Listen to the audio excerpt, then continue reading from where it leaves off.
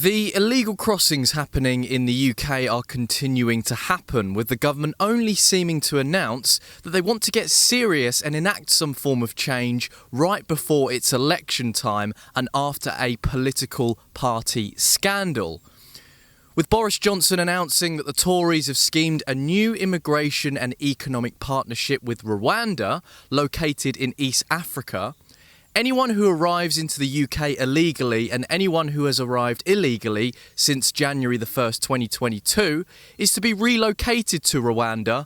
This is where the illegals will be processed there in a bid to disrupt the business model of the gangs, who are, as we know, the human traffickers or people smugglers over in Calais, France. I am very sceptical of this scheme, I'm not going to lie to you, for many reasons. So, first, let's uncover what we know so far, and I'll give my reasonings for my scepticism.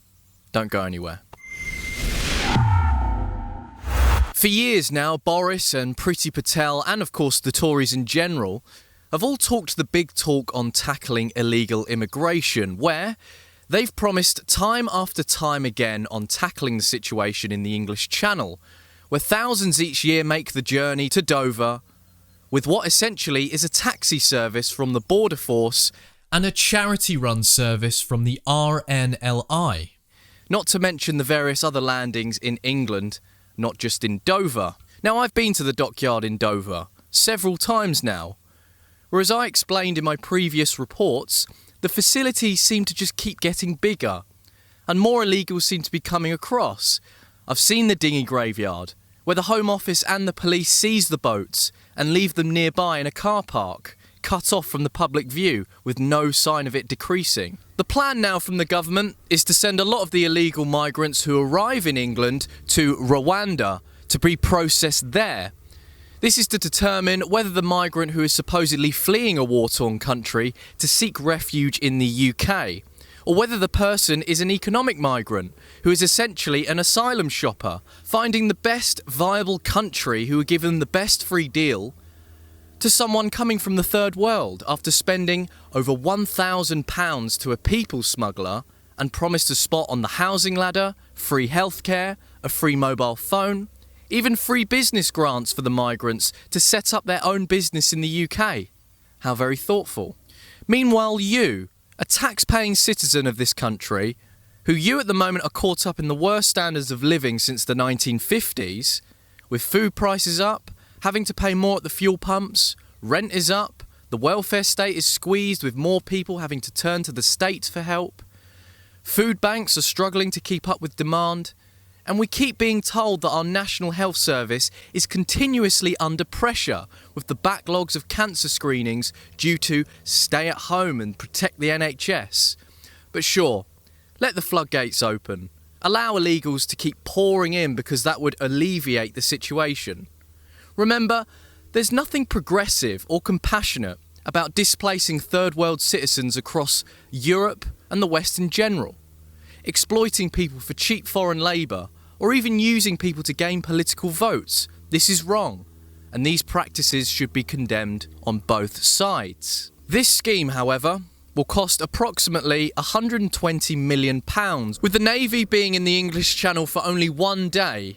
They've just seemingly watched the Border Force and the RLNI just carry on their taxi service, with nothing being done. Given the track record from this government, and this, by the way, comes after Boris and Rishi Sunak were fined £50 each, cheap fine by the way, for disobeying rules they set for the entire population of England, who helped encourage tyranny over in Scotland, Wales, Northern Ireland. Not to mention that the local elections in the UK is in May, less than 4 weeks away.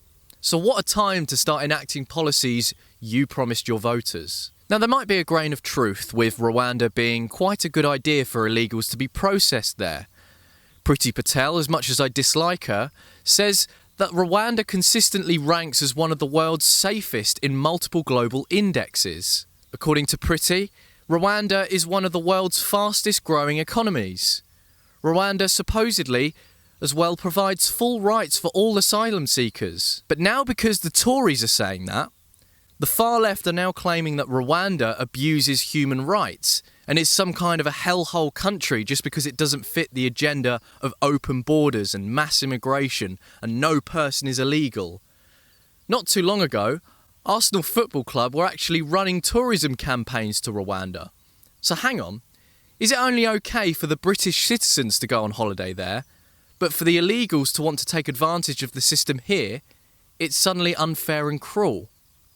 I don't quite understand that logic. It is true, however, that Rwanda has a history of civil conflict and human rights abuses and even genocide. On April the 7th, 1994, violence fuels the launch of what would become the worst episode of genocide since World War II. This was, of course, 28 years ago.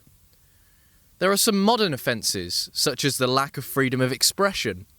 According to the National World, in 2010, Rwanda entered the ranks of the 10 lowest ranked countries in the world for press freedom, with Reporters Without Borders stating the nation had joined Burma and North Korea as the most repressive countries in the world against journalists. Interesting. I wonder where these supposed journalists were when Justin Trudeau vilified the truckers and anyone who attended or displayed an act of protest for their own human rights. Remember, bank accounts were frozen, people were being clubbed and even trampled on by horses. And the unvaccinated are still not to enter or leave their own country.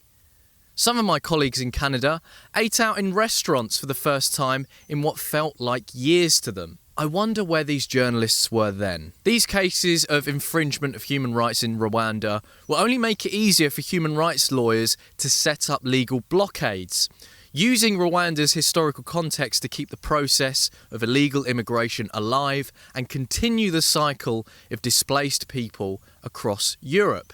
It does go without saying that there are people who are in genuine need of seeking asylum from war-torn countries, where schemes should be set up for people who are in desperate need of safety, with temporary, key word there, accommodation, food, water, and basic facilities until it's safe for them to return home. It's also completely justifiable to be sceptical about this plan, with our track record of saying we'll take control of our borders. So if the Tories are serious about stopping illegal immigration, they would stop the Channel crossings immediately, halt the expansion of the facilities instead of passing pillar to post, leaving a foreign country in charge of the processes for them to come here. Deport all illegal migrants who are essentially asylum shopping for the best deal to take advantage of. Take full action and responsibility into preventing the border force and a charity-funded services from acting as a taxi service for criminals to profit off. And I'll say this once again, there is nothing progressive about displacing different cultures across the West, nor is it compassionate. So this has been Lewis Brackpool reporting in the south of England for Rebel News. If you enjoy my honest boots-on-the-ground journalism, you can now support me over at ukreporters.co.uk. Visit there and give what you can. Thank you. Thank you.